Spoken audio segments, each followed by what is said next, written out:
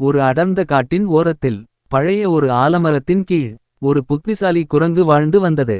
அந்த மரத்தின் அருகிலேயே 2 பூனைகள் இருந்தன. இரண்டும் நல்ல நண்பர்கள் போல தெரிந்தாலும் உணவு விஷயத்தில் சிறிய பொறாமையும் பேராசையும் இருந்தது.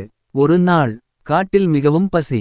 அந்த 2 பூனைகளுக்கு ஒரு பெரிய ரொட்டி துண்டு கிடைத்தது. பூனை ஒன்று சொன்னது, இது எனக்கு அதிகம் உரியது.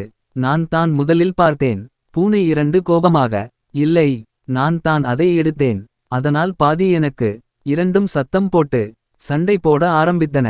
அந்த சத்தம் கேட்டுக் மேலே மரக்கிளையில் இருந்த குரங்கு கீழே பார்த்தது. ஓஹோ, ரொட்டியும் சண்டையும் என்று மனதுக்குள் சிரித்தது. குரங்கு கீழே இறங்கி மெதுவாக சொன்னது, ஏன் சண்டை? நான் ரொம்ப நியாயமானவன். உங்களுக்கு சமமாக பிரித்து தர்றேன். பூனைகள் சந்தோஷம். சரி சரி என்று சம்மதித்தன. குரங்கு ரொட்டியை 2 துண்டுகளாக பிரித்தது. ஆனால் ஒரு துண்டு சிறிது பெரியதாக இருந்தது. மற்றது சிறிது சின்னதாக.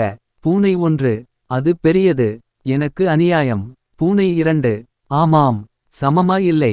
குரங்கு அமைதியாக, பரவாயில்லை, நான் சமமாக்கிடுறேன். அது பெரிய துண்டிலிருந்து சிறிது கடித்து எடுத்தது.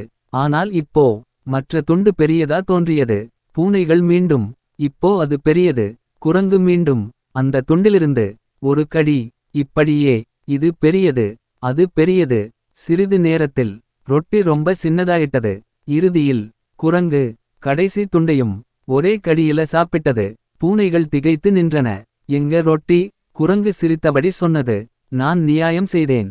ஆனா நீங்க சண்டை போட்டதால் ரொட்டியே முடிஞ்சிடுச்சு அப்படின்னு சொல்லி மரத்துல ஏறி போயிட்டது. பூனைகள் பசியோடு வருத்தத்தோடு ஒருத்தரை ஒருத்தர் பார்த்து கொண்டன.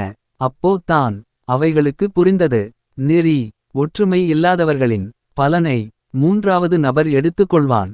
ஒன்றாக இருந்தால் லாபம், சண்டை போட்டால் நஷ்டம்.